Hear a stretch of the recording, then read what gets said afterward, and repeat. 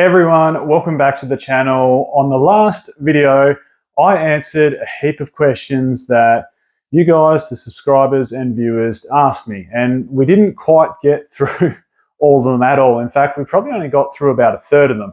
So I'm going to try and finish them off in this video. If I don't happen to finish them off, I'll probably have to make it part 3. So this is part 2 of answering your Pokemon investing questions.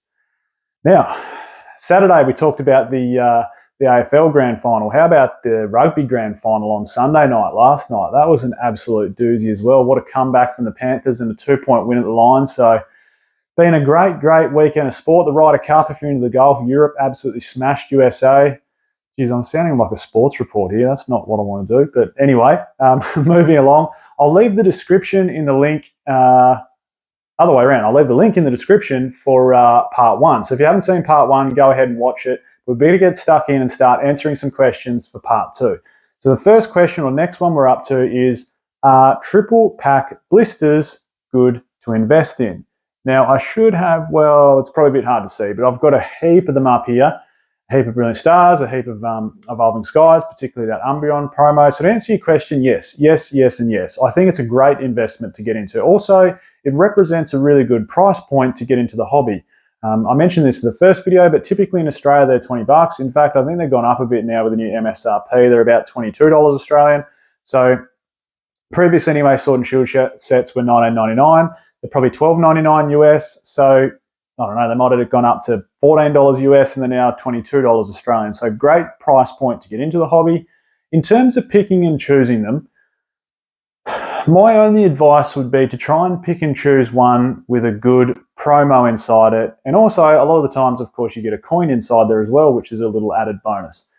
The other thing is these aren't typically products that are heavily reprinted. They might have a massive first print wave and come out upon release, but they're not often something that's sort of reprinted heavily like single blister packs and booster packs, booster boxes and elite trainer boxes. So, you know, if you get a good set like Evolving Skies 3-pack blister with the Umbreon promo, that's just been an absolute home run from $20 Australian up to what, probably $65 Australian. So 350% increase or 325% increase, sorry, whatever it's been. So awesome pickup, great entry price, but just be careful. Make sure you try and choose a good set with a good promo if you want the best returns, that is.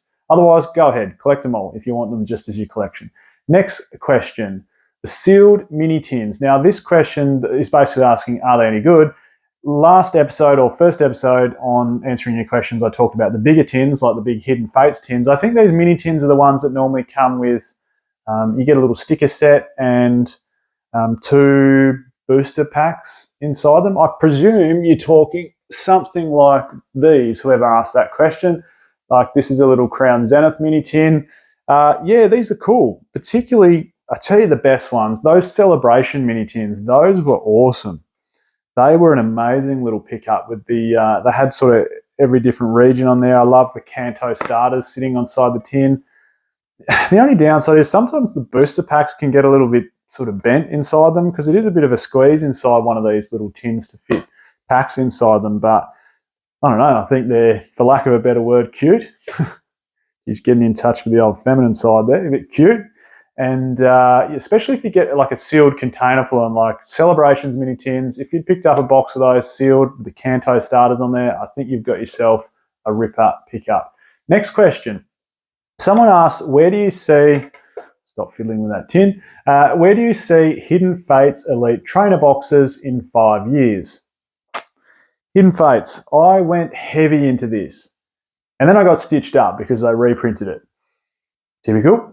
If you want me to, it's like sports betting. If you want a team to lose, get me to bet on it. No, anyway, just joking. But in terms of Hidden Fates ETBs, the funny thing is they've had a little uptick recently in Australia, and I presume similarly in the US, but it was only 3 months ago that you could get a ETB for $250.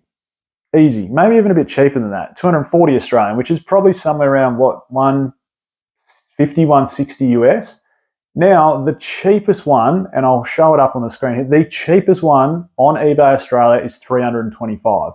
So in the space of 3 months, they've sort of gone from $240 you could probably pick them up for to $325. I presume something similar would have happened in the US. 325 is probably more like 200 US, or 190, 190, 200. So they're probably gone from 140, 150 to 190, 200. So it's had a pretty decent uptick in the last few months. To answer the actual question, where do I see it in 5 years' time? Man, this was printed big, but it was printed big because it was popular. And it was popular because it's an awesome set. Not only did it get a great promo inside the ETB with that amazing stained glass original bird trio from Gen 1, but obviously the extra packs inside there, the whole shiny segment to it with the big chase card of that shiny Charizard, which still, even now, is going for big dollars in a PSA 10.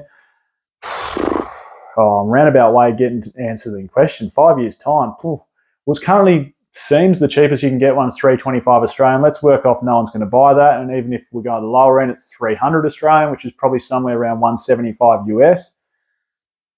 5 years' time, look, it's only going to trend up. Supply will slowly dwindle. 5 years' time, stab in the dark, 700 Australian in 5 years' time, which is 400 US. Next question. Let's move on from that one. Sword and Shield set. Which set should we be the most bullish on right now? Whew. This is a hard one. This is a very hard one because Sword and Shield is a phenomenal era. I think you're not going to go wrong with any old art set, particularly old art set with trainer gallery. And for that reason, I'm quite bullish still on Astral Radiance. I think that's a little bit undervalued. I'm quite bullish on Lost Origin. That's a ripper set with arguably the nicest artwork, well, definitely the nicest artwork of last year, and arguably the best artwork from the whole Sword and Shield era in that Giratina. The second strongest chase card from the whole Sword and Shield era, behind the Umbreon VMAX from Evolving Skies.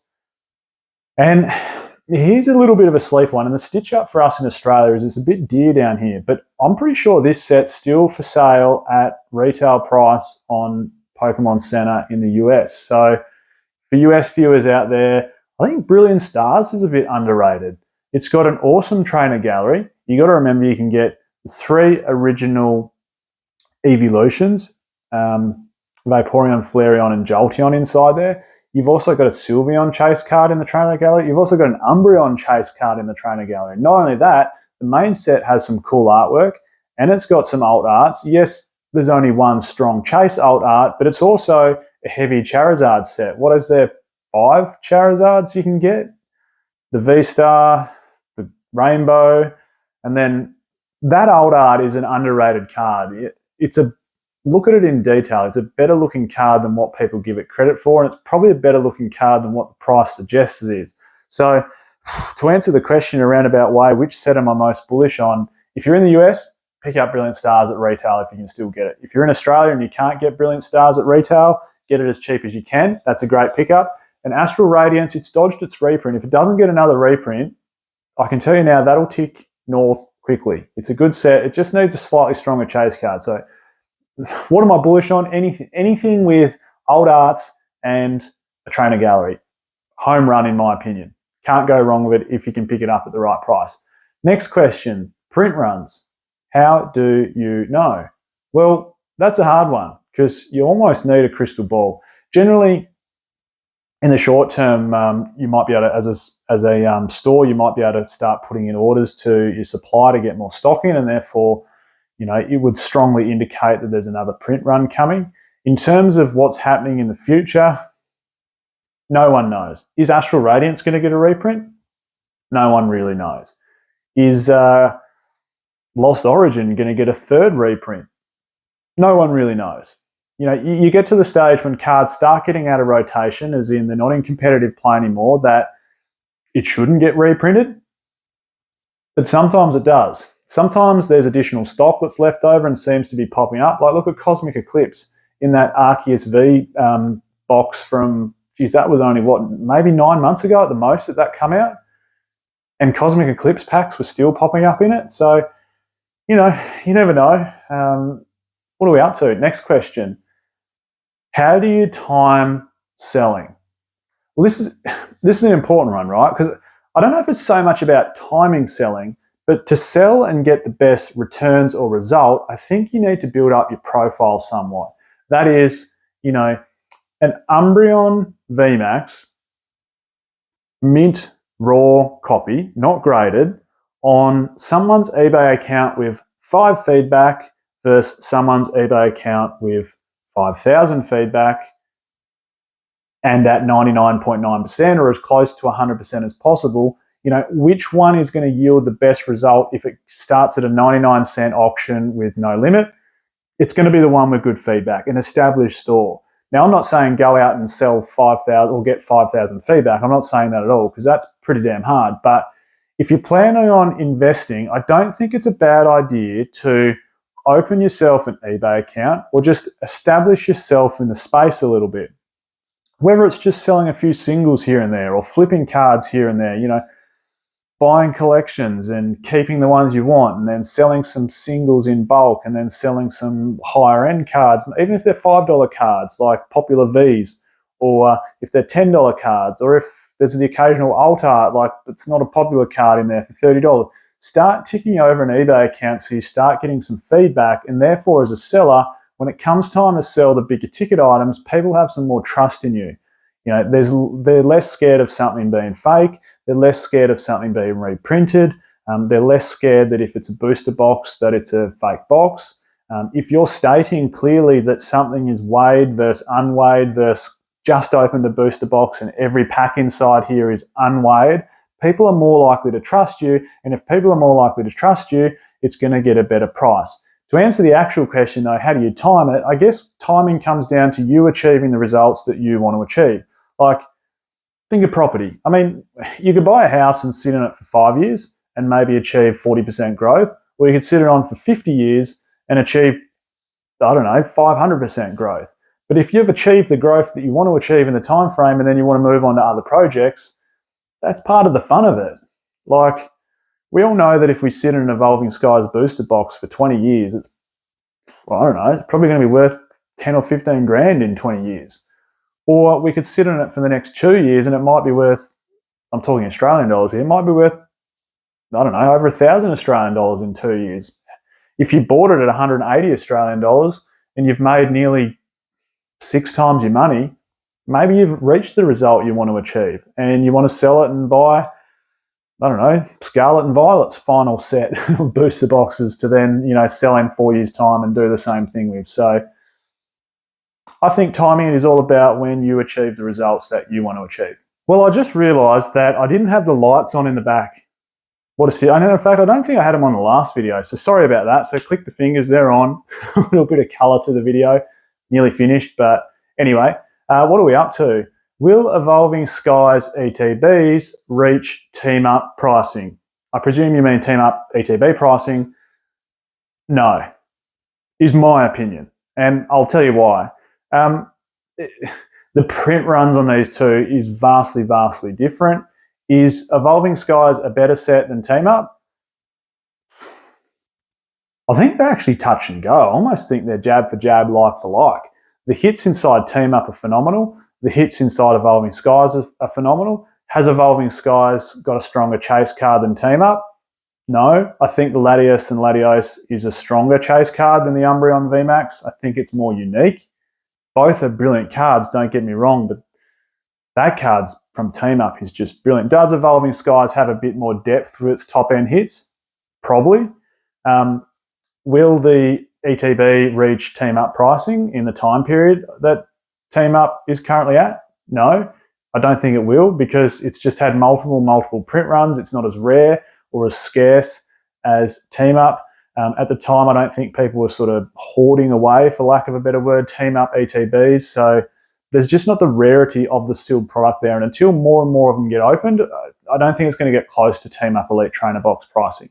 Next question, the black and gold Zacian Zamazenta, these boxes. These were a early Sword and Shield sort of special ETB. People sort of asking, are they any good, or why haven't they really gone up in value? I suppose it's the sets inside them. Like they've got early Sword and Shield sets, so there's no real special packs inside there where you can pull maybe some heat or some strong chase cards out of the packs. The promos also sitting inside them, the gold Zacian, or like gold and black Zacian Zamazenta promos are sort of nothing special either. So, it's not like a Celebrations UPC where you've got the gold Charizard and the gold Pikachu inside there. So it's sort of a bit of a lackluster box. I like it because I like that black and gold finish. I think it's a bit classy. Will it go up over time? Yes, but very slowly. Will it be worth $5,000 one day? Probably not. Will it be worth a couple of $100 US in a few years? Might be likely. So hopefully that answers your question, whoever answered that one. I've been asking this a lot. Openings. Are you going to do openings? Well, I don't know. I'd like to, but if I do, I think I'd do it in a bit of a different way. I think it would just be opening, and then while I'm opening, rather than just watching me talk about Pokemon investing, you can watch the cards, which is much more interesting than looking at me. You can watch me open the booster box and the cards while I'm talking about Pokemon investing. So if I do it, that's the way I'd like to do it. One last question to quickly answer, and then I think we're close to 2/3 through the question, and I'll finish off the rest of the questions on the next episode. So if you haven't had your question answered, don't stress, it'll happen. And the last question is a really quick one. Investing, someone asks, when will you be doing a video on investing in singles? That will be coming up very, very shortly. So don't stress, it'll come. Well, there you go. That's part 2, done and dusted. I really like doing this because it sort of feels like you're, I suppose, connecting with the audience a little bit. Like, obviously, we're not face-to-face. We can only sort of reply via a couple of messages that I see down in the comments. So it's nice to ask you guys and get your input on some questions. Hopefully, I've answered some good ones here for you today. Like I said, if your question hasn't come up yet, don't stress because I'll likely answer it in the very last video. I think there's another 10 or so, maybe even a dozen questions to go. So thanks everyone for watching. I'm Michael, this is Pokey Oz, and I'll catch you next time.